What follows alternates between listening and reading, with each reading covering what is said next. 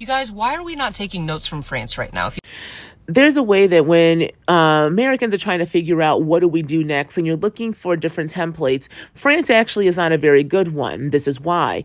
You must understand the actual oppressor that you are going against. And if you are America going against the American state, you are going against a violent imperialist body. Now, what is an imperialist body? An imperialist body is somebody who knows how to maintain their control, and the U.S. maintains its control through two main mechanisms. It's money by the dollar, and it's military.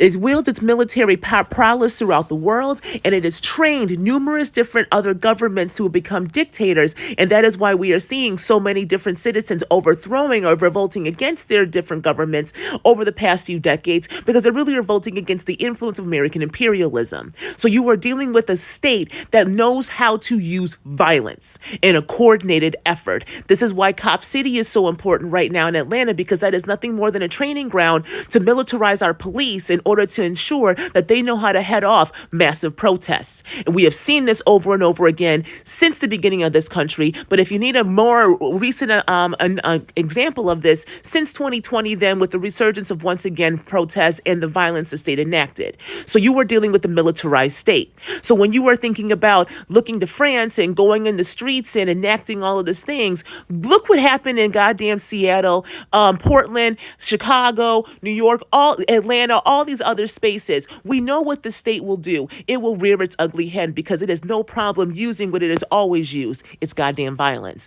Now, on top of that, the U.S. also wields control internationally through its imperialism via its money. And we are seeing it being challenged right now on the international scale with Russia and China having talks that is allowing the possibility for other countries who have been beholden to the U.S. via its debt in U.S. dollars to then have their debt alleviated through another currency. That is a direct challenge to American hegemonic power.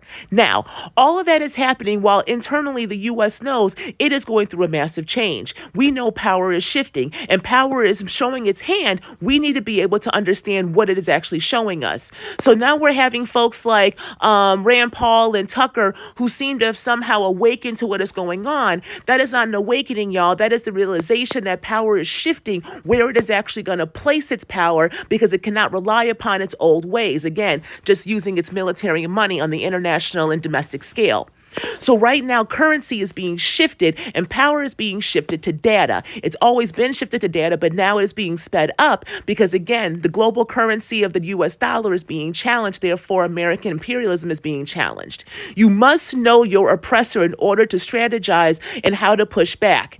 Violence against the capitalist is not met with more violence. It's met with hitting its goddamn pockets. Fuck the economy.